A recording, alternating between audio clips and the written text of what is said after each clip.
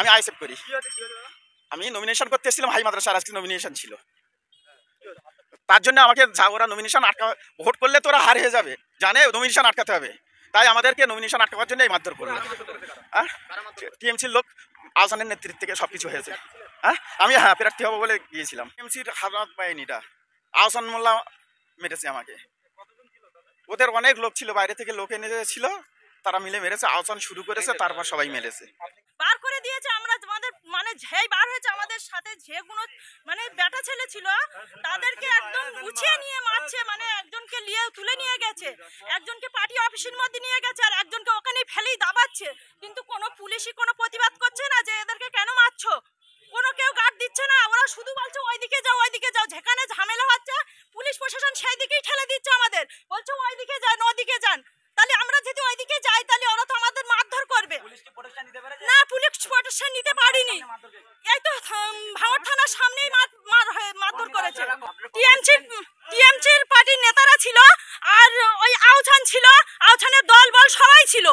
ওরা একদম পুরো রুকে এসেছে, এসে ওরা একদম থানায় থেকে ট্রেনে বার করে নিয়ে গেছে। একদম আমরা থানার ভিতরে ছিলাম, আমাদের বার করে দিচ্ছে, ওরা মারবে বলে আমরা ভয়তে যাতে যাচ্ছি না, কিন্তু পুলিশরা ওদের গালে মানে ঠেলে বার করে দিয়েছে।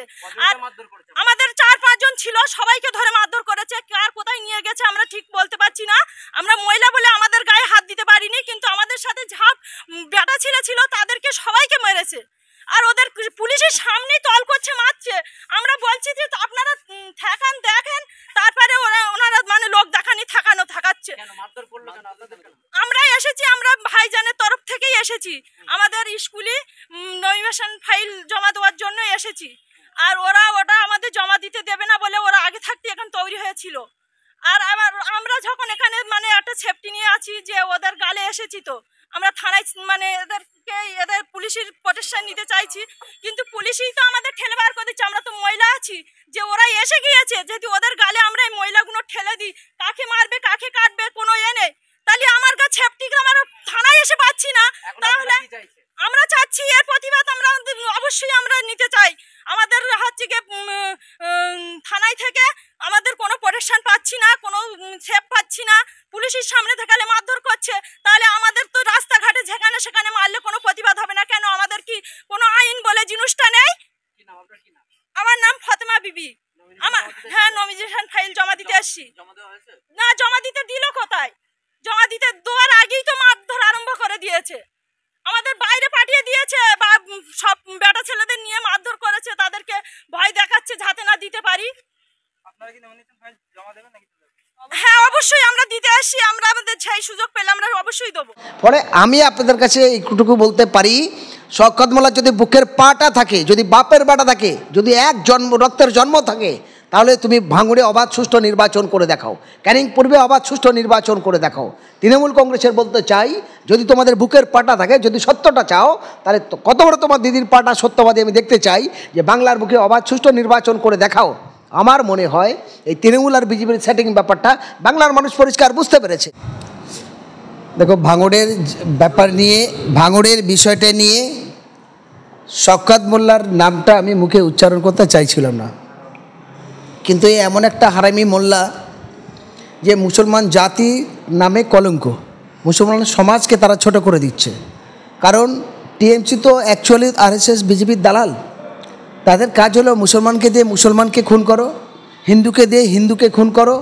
তাদের একটাই লক্ষ্য, অর্থ, গদি আর ক্ষমতা।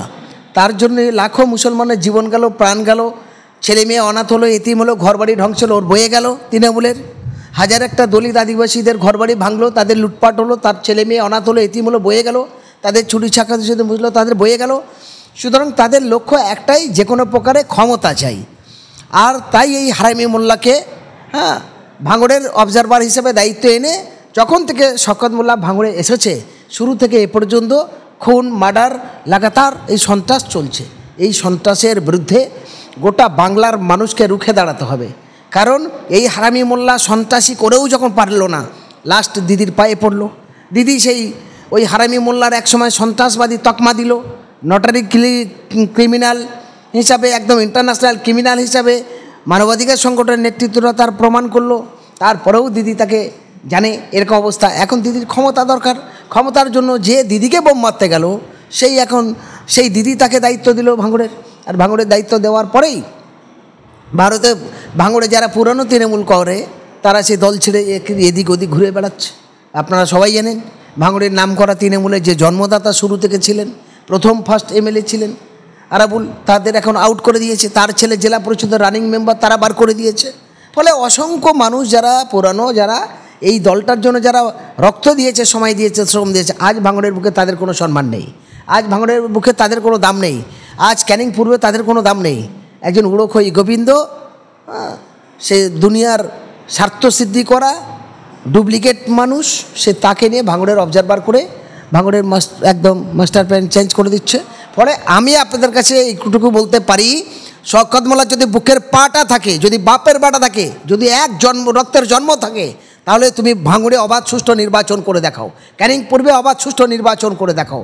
তৃণমূল কংগ্রেসের বলতে চাই, যদি তোমাদের বুকের পাটা থাকে, যদি সত্যটা চাও, তাহলে কত বড় তোমার দিদির পাটা সত্যবাদী আমি দেখতে চাই, যে বাংলার বুকে অবাধ সুষ্ঠু নির্বাচন করে দেখাও। আমার মনে হয় এই তৃণমূল আর বিজেপির সেটিং ব্যাপারটা বাংলার মানুষ পরিষ্কার বুঝতে পেরেছে, তাই তারা বাংলার মানুষের প্রতি বিশ্বাস এবং ভরসা হারিয়ে ফেলে তারা এখন লুটের রাজত্ব এসেছে। অবাধ নির্বাচন ভুলে গেছে, মনোনয়ন দিতে পারবে না, বিরোধীরা মিটিং করতে পারবে না, বিরোধীরা মঞ্চ করতে পারবে না, বিরোধী ঝান্ডা লাগাতে পারবে না। এই হয়েছে শাসকের একটা পজিশন, যার জন্য পারছে না। পুলিশের একটা বড় অংশ তো তৃণমূলের দলদাস দালাল, তৃণমূল থেকে হপ্তা পায়, সিন্ডিকেটের টাকা পায়, জমির টাকা পায়, সমস্ত অবৈধ ব্যবসা থেকে টাকা পায়। সেই টাকাটা দুটো অংশ ভাগ হয়, একটা তৃণমূলের নেতৃত্ব ভাগ পায়, একটা এই নেতারা ভাগ পায়। যার জন্য নেতাদের কথা শুনেই পুলিশ চলে। পুলিশ দলদাস, কিন্তু পুলিশের মনে রাখতে হবে তারা জনগণের ট্যাক্সের টাকায় তাদের খাওয়া হয়, তার গোটা পরিবারের ছেলে মেয়ে পড়াশোনা শেখে। ইভেন পুলিশের জনগণের ট্যাক্সের টাকা থেকে তারা পুলিশের ড্রেস পরে, গাড়ি চড়ে, অস্ত্র ব্যবহার করে, এবং তাদের গোটা পরিবারের জীবন জীবিকা চলে। ফলে সেই জনগণের সঙ্গে যদি প্রতারণা করে, তাহলে পুলিশরা এই দলদাসের কাজ করবে। তাদের উদ্দেশ্য বলতে চাই যে মনে রাখবেন, মানুষের অভিশাপ লাগবে। সুতরাং আপনার এই অভিশাপের, জনগণের টাকার ট্যাক্সে আপনি খাবেন আর জনগণের সঙ্গে প্রতারণা করবেন, জনগণের অভিশাপে আপনার বাড়ির মানুষ ওই ভ্যালুর হসপিটালে গিয়ে ভর্তি হবে, বড় বড় রোগে আক্রান্ত হবে। ফলে সময় থেকে আপনারাও শুধরে যান, মানুষের সেবা করতে থাকুন। পুলিশের দায়িত্ব অশান্তকে শান্ত করা, কিন্তু সেগুলো ভুলে গিয়ে লাগাতারভাবে সন্ত্রাসীদের সাপোর্ট করবে, এই জিনিস মেনে নেওয়া যায় না। দেখো, শওকত মোল্লা 100 কথা বললে 95টা মিথ্যা কথা বলে। মিথ্যায় ওর জন্মলগ্ন থেকে শুরু থেকেই মিথ্যার আশ্রয় নিয়ে বেঁচে আছে, কারণ সত্য কথা বলার অধিকার বা সাহস তার নেই। এটা আজকে নতুন করে নয়। শওকত মোল্লার জীবনিকটা দেখুক তো, শুরু জীবন কী ছিল, ওর যৌবনকালটা কী ছিল, 20 বছর বয়স থেকে ওর হিসাবটা ও নিজে বলুক তো।